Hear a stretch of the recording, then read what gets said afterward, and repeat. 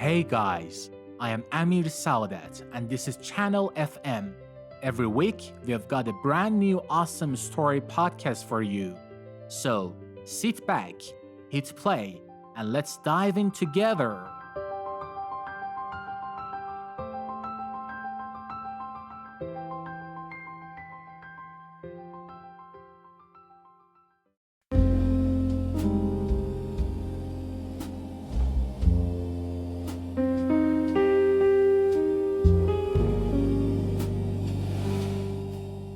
Welcome back to Shadows of New York, the crime drama podcast novel where the rain doesn't forget and the pieces don't forgive. I'm glad you're here. Dim the lights, turn up the storm. Chapter 10 begins now. Checkmate.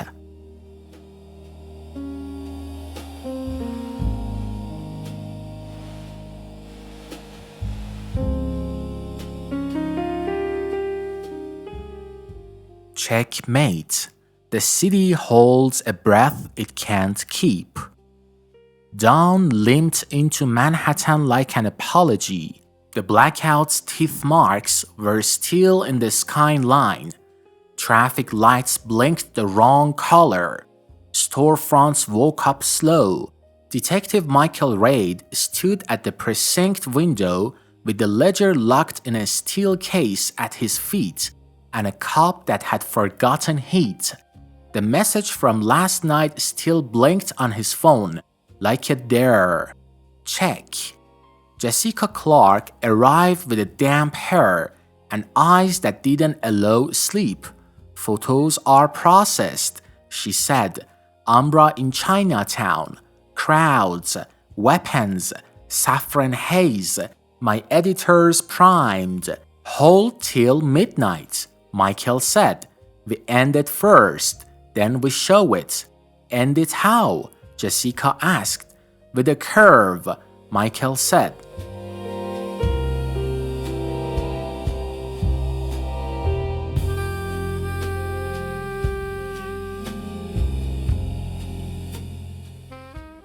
The door decides to talk. Elias Voss looked smaller under holding room fluorescence. He'd stopped trying to polish his fear. His lawyers were late. The city was not. Deals have terms, Voss said. I can give you a location, a trade they can't resist. They prefer theaters, spaces with ritual. Michael waited. City Hall Station, Voss said. The old one, curved platform, 1 a.m. The Rook will come for the micro-ledger. They love the past. It makes crime feel like culture. Name, Michael said. Voss hesitated, then bled. Harlan Pierce, banker, your friend from the private tables. If he's not the only Rook, he's the one tonight. Michael didn't thank him.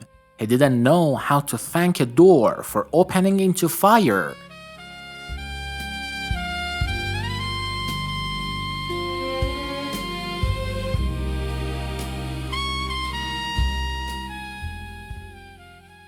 Briefing. Curves versus lines. In a room that smelled like burnt coffee and rain, Michael set the plan. The real ledger stays locked, off-site. A dummy micro-ledger carries a transmitter keyed to the saffron tag reader recovered from the Rook umbrella. Sprinklers in the abandoned station will be primed with the harmless tracer to light up any chelate left on Umbra's gear. IAB and a clean New York Police Department team take the Black Umbrella depot and Umbra offices the moment the transmitter pings. Daniel Morse will walk the trade if he can stand. Tommy Rivera carries a Rook umbrella as a decoy carrier. One curve away from extraction, Jessica controls station announcements from a side booth and pushes a timed publish if it goes wrong. Straight exits are sealed, Michael said. tapping a map of the curved platform. Curves favor us. No hero moves. We're finished with funerals. Nobody argued, which meant everyone would improvise anyway.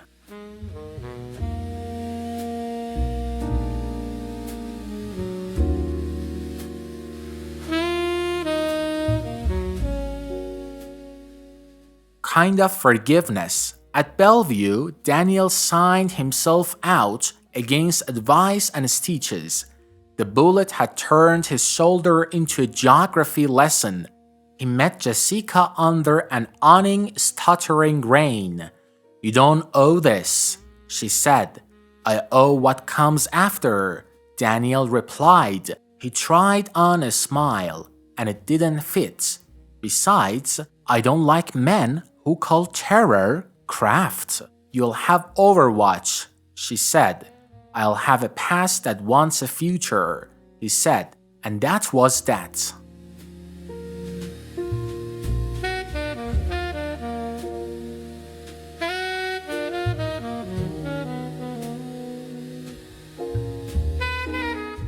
Descent. Just before 1 a.m., they slipped through a maintenance door near City Hall Park and took a staircase the city had forgotten on purpose. The abandoned station spread out below like a secret cathedral, tiles the color of old teeth, curved in a perfect arc, chandeliers hung like retired saints. The rails gleamed with thin moisture, a space made for voices that loved the sound of themselves. "Pretty," Tommy whispered. "Pretty is dangerous." Michael nodded to Tex, who moved like quiet ghosts. Priming the sprinklers, Jessica ducked into the old dispatcher's booth and tested the mic. It crackled like a throat clearing at a funeral. They took positions, 1 minute to 1.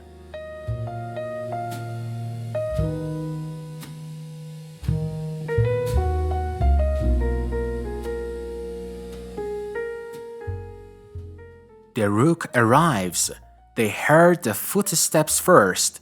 Precise, unhurried, Harlan Pierce came down the platform's curve, wearing a black coat that thought it was a crown. 2 men flanked him, umbrellas closed, Rook insignia invisible until light remembered it. Harlan's face was the same marble Daniel remembered, but cleaner, sharpened by the kind of certainty that grows in rooms where money never hears no. "Mr. Morse," Harlan said, stepping into the chandelier gloom. "You survived. I respect resilience. It's so rare among the guilty." "Good to see you without a menu," Daniel said, holding the dummy microledger in a matte black case. His voice didn't shake. "Trade. My feet go that way. Your hands go this way." Harlan smiled. "Straight lines. Then, how tasteful." "The platform is curved," Jessica said into the station mic, turning the reverb up just enough. Her voice rolled from tiles and came back as someone braver. "Welcome to a board that hates your rules." Harlan looked up, amused. "Miss Clark, still narrating, I see." Michael stepped from shadow with both hands visible. "Hands up. No games." "Detective," Harlan replied, almost warm. "Everything is a game. The difference is who writes the rules."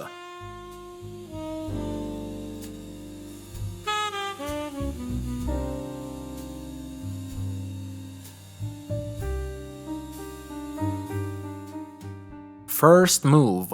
A Rookman reached for Daniel. The station lights dimmed planned. The sprinklers coughed, then breathed.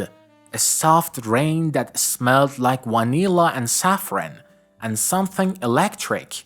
The tracer mist folded over coats, skin, umbrellas, and the case in Daniel's hand.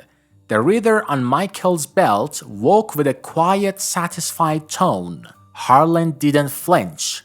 "This is theater," he said. "I enjoy theater." "Same," Jessica said in Harlan's ear from everywhere. "Break a leg." Tommy, at the platform's far end, swung the Rook umbrella into view. 3 couriers pivoted toward him. A straight line reflex. Tommy grinned and stepped into a maintenance alcove, not on any straight path. Curves save fools. Tonight, they saved the brave.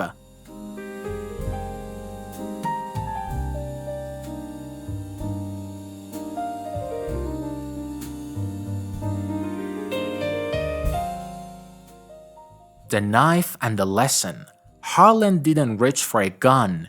He reached for a narrow blade that flashed clean in the soft rain, precise, quiet, puncture true. The memory of the first body woke in Michael's chest like an old fire. "Drop it," Michael said. "This is a tool," Harlan replied. "Guns are noise. This is policy." He moved clean, fast, a straight strike at Daniel's ribs. Michael cut across the line, cut Harlan's wrist. Bone spoke to bone. The blade kissed Michael's coat and found nothing worth writing a name on. Daniel staggered, then slammed his shoulder into Harlan's chest with the fury of a man who finally picked a side. The Rookmen surged.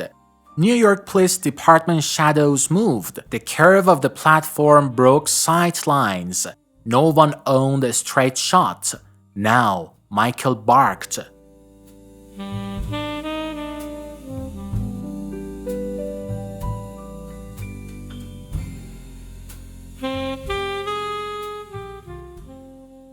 The flood and the glow. The sprinklers kicked harder. The tracer climbed lapels and sleeves and hair. In the half-light, the mist turned fluorescent, humming against the chelate tags. The reader sang. Techs outside the station raised hands. Vans rolled toward the Black Umbrella depot and a floor of Umbra's shell offices in Midtown. The city moved on more than one board. Jessica threw the station mic to wideband. "This is recorded," she said. "Every Rook in this room is lit. Every door outside is opening to badges. Your brand is over." Harlan's smile thinned. "You can't arrest an idea." "Good thing we brought handcuffs for you," Jessica said.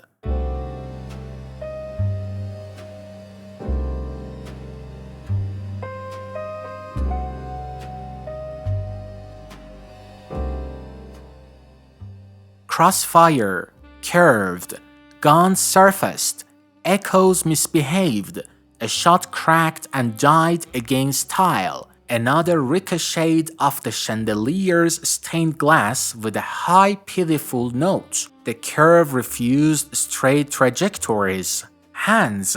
Michael shouted again, voice cutting. One Rookman dropped his weapon, another didn't. A third chose a hatch in the wall and ran into the corridor that bent left, then right, then back on itself like a question. Curves ate him. Harlan pivoted toward the service tunnel, the only straight vector left. Daniel saw it and threw himself into the path like a man auditioning for a better version of himself. "You will be disbarred," Harlan said conversationally, twisting. The blade slid. Daniel screamed. The sound bounced off tile and came back as something like rage. Michael hit Harlan low. The knife skittered into the wet, humming dark.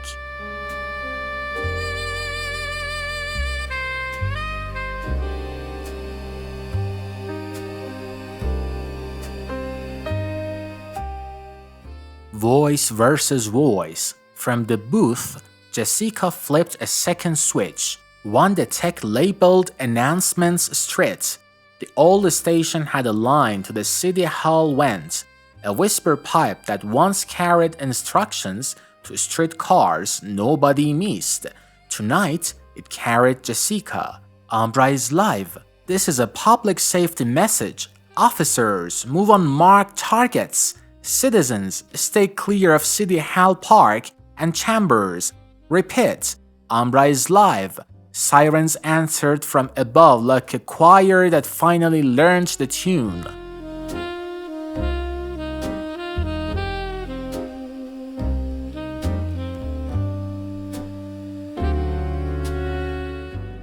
The take. Harlan stumbled. Michael drove him to the tile. Cuffs kissed wrists. For a second, Harlan looked surprised, like physics had betrayed him. Then the marble returned. You think this ends it? Harlan said softly. You haven't even met the king. Kings don't survive floods, Michael said. Rain dripping from his chin. They float and everyone sees. Tommy stepped out. Umbrella dripping glow. He looked Harlan in the face. Straight lines don't scare queens, he said. Queens are a different piece, Harlan replied, amused again, despite himself. Exactly, Tommy said, and walked away because he could.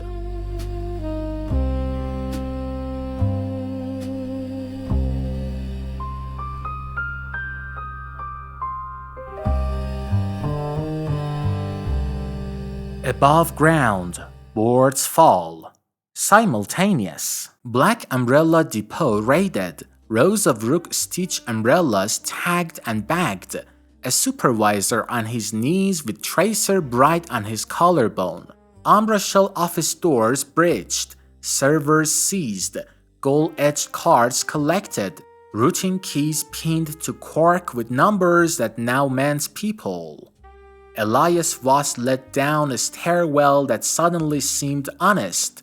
He didn't resist. He looked like a craftsman who'd finally learned the difference between finish and function. In the station, IAB took Sergeant Linux from a van into a darker van. He smiled for a camera that wasn't there.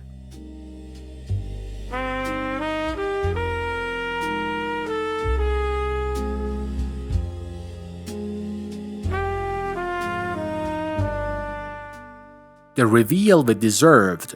2 hours later, Jessica's article went live with photos that didn't blink, and audio that didn't care who heard it.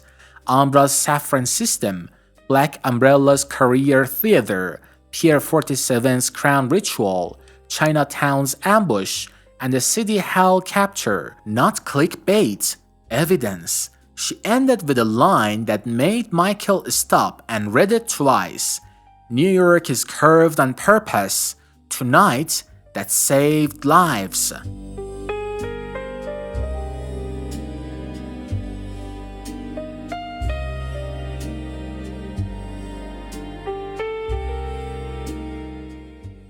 What comes after?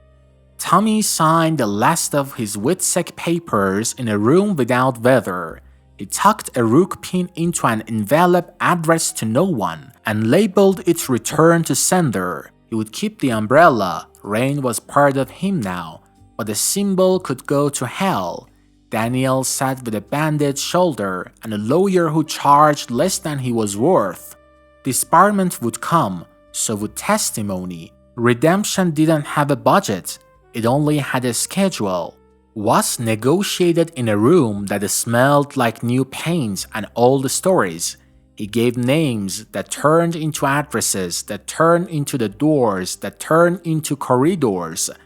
He didn't become good, he became useful. Michael stood in his apartment with the city's steam curling against the window. On his kitchen table sat a black Rook that had passed through too many hands.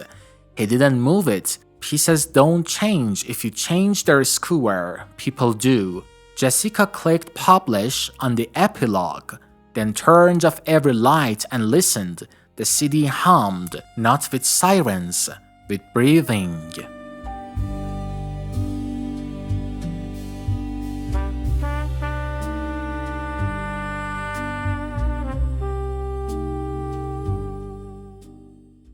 Last move. In a room without mirrors, someone placed a king in the center of a board and watched a rook's square sit empty. Promotions are messy, a voice said. Curves are messier, another replied. Rain ticked the glass. The game didn't end. It never does, but for one night, for one chapter, on one curved platform under a city that refuses geometry, Check had become Checkmate.